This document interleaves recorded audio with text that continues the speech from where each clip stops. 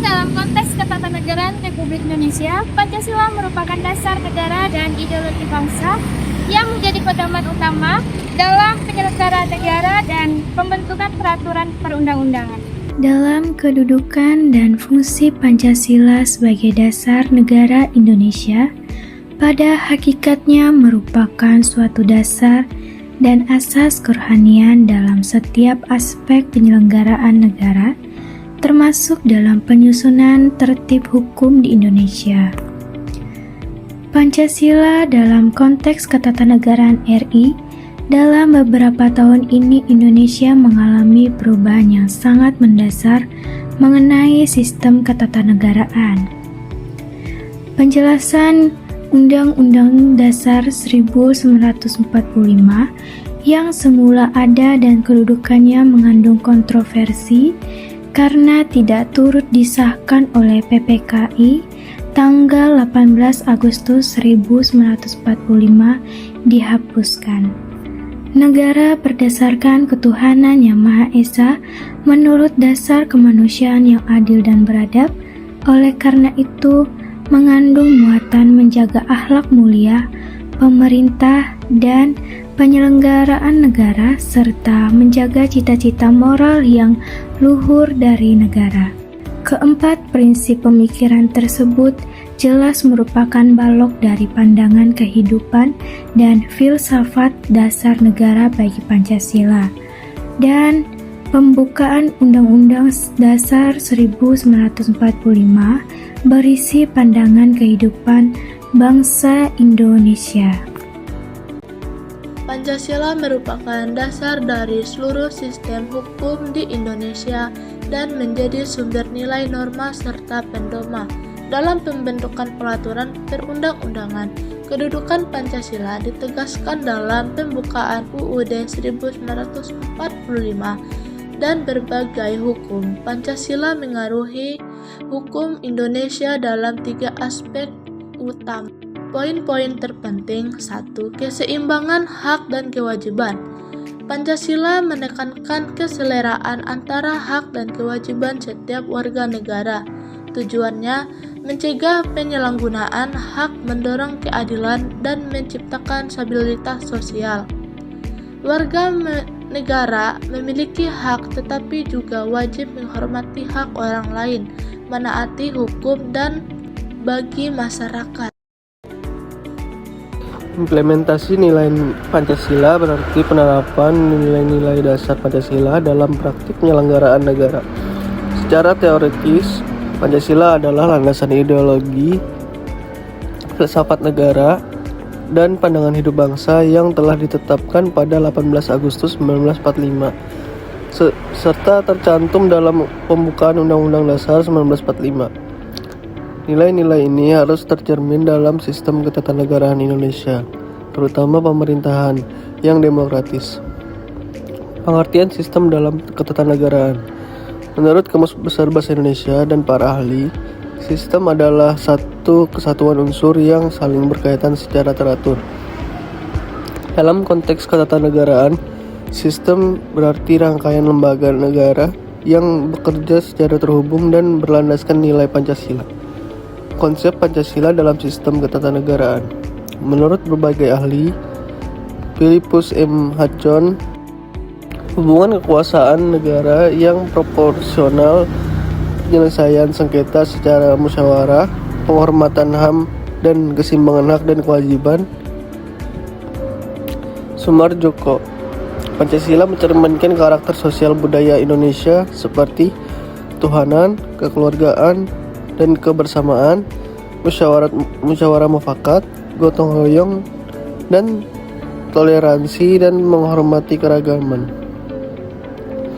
Uraian tersebut menegaskan bahwa Pancasila menuntut adanya pembatasan kekuasaan musyawarah, penegakan kemanusiaan, dan harmonisasi hubungan manusia dengan Tuhan, sesama, dan alam.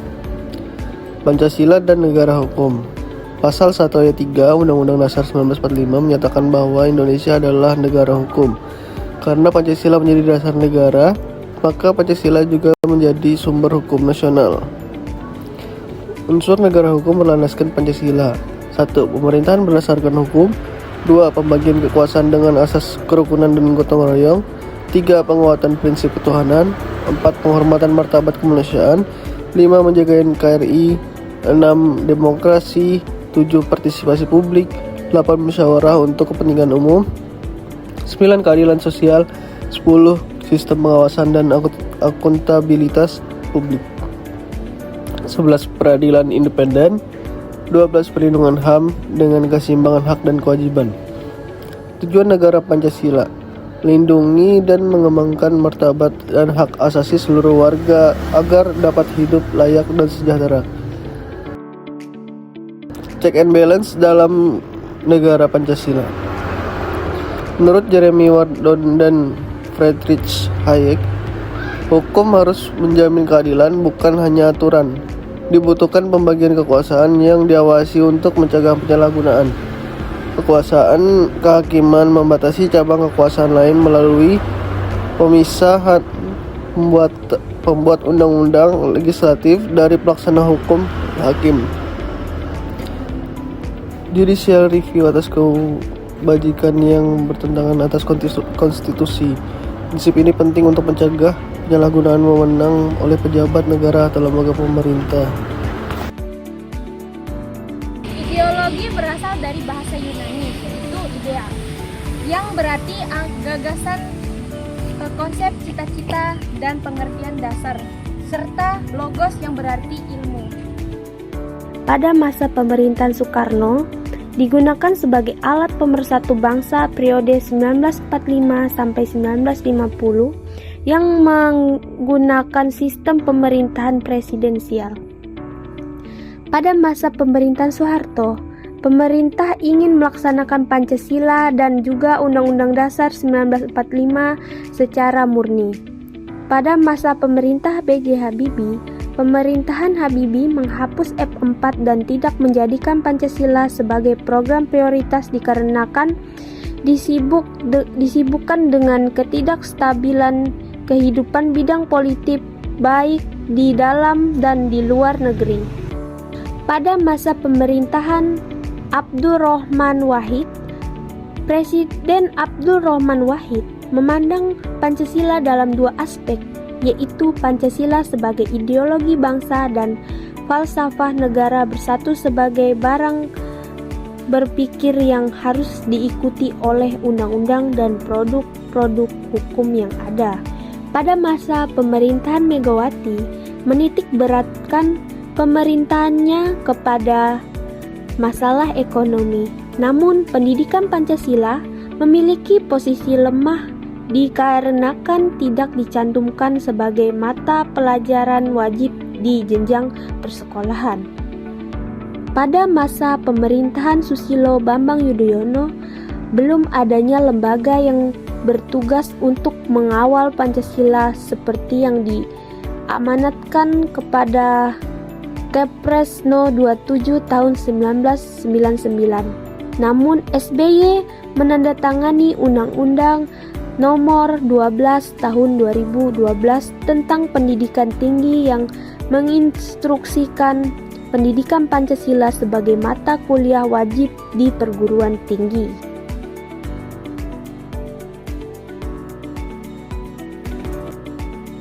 Kedudukan Pancasila dalam Ketatanegaraan Republik Indonesia.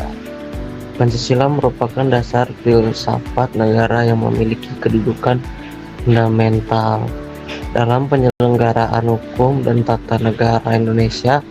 Pancasila tidak hanya berfungsi sebagai dasar ideologi, tetapi juga sebagai sumber dari segala sumber hukum nasional. Seluruh peraturan perundang-undangan yang berlaku di Indonesia harus selaras dengan nilai-nilai Pancasila agar mencerminkan keadilan, kemanusiaan, dan kesejahteraan bagi seluruh rakyat Indonesia. Apabila terdapat peraturan hukum yang bertentangan dengan nilai-nilai Pancasila, maka peraturan tersebut dapat dibatalkan melalui mekanisme pengujian konstitusional. Kedudukan Pancasila sebagai fondasi hukum ditegaskan di dalam pembukaan Undang-Undang Dasar 1945 yang memuat rumusan lengkap 5 sila sebagai dasar negara. Kedudukan tersebut menjadikan Pancasila sebagai cita hukum atau orientasi etis tertinggi yang memberikan arah bagi seluruh pembangunan hukum nasional. Dengan demikian, keberlakuan hukum di Indonesia tidak hanya diukur berdasarkan konstruksi normatif formal, tetapi juga dari kesesuaian dengan nilai-nilai moral bangsa yang terkandung dalam Pancasila.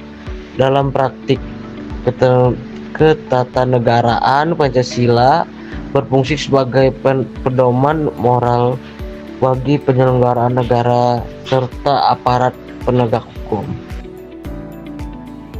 Pancasila merupakan dasar negara yang menjadi fondasi utama dalam penyelenggaraan ketatanegaraan Republik Indonesia. Kedudukan Pancasila tercantum dalam pembukaan Undang-Undang Dasar 1945 dan berfungsi sebagai sumber dari segala sumber hukum nasional. Dalam konteks ketatanegaraan, Pancasila menjadi pedoman dalam merumuskan peraturan perundang-undangan, mengatur hubungan antara lembaga-lembaga negara, serta mengarahkan penyelenggaraan pemerintah agar selaras dengan nilai-nilai kemanusiaan, persatuan, demokrasi, dan keadilan sosial. Dengan demikian, Pancasila tidak hanya menjadi identitas bangsa, tetapi juga menjadi landasan normatif yang mengatur arah pembangunan dan kehidupan bernegara di Indonesia. Kesimpulannya, demokrasi Pancasila merupakan sistem demokrasi yang selaras dengan karakter bangsa Indonesia yang didasarkan pada nilai-nilai Pancasila seperti musyawarah, keadilan sosial, dan kedaulatan rakyat. Meskipun telah diimplementasikan melalui lembaga-lembaga seperti MPR, DPR, dan DPD, pelaksanaannya masih menghadapi berbagai tantangan, termasuk keterbatasan, kewenangan, dominasi politik praktis, serta dampak negatif dari era digital seperti penyebaran hoaks dan polarisasi masyarakat. Untuk meningkatkan kualitas demokrasi, diperlukan penguatan kelembagaan, pengaturan yang tepat, pendidikan politik dan digital, serta partisipasi aktif dari masyarakat. Dengan langkah-langkah ini diharapkan demokrasi Pancasila dapat berfungsi secara efektif, adil, dan berkelanjutan.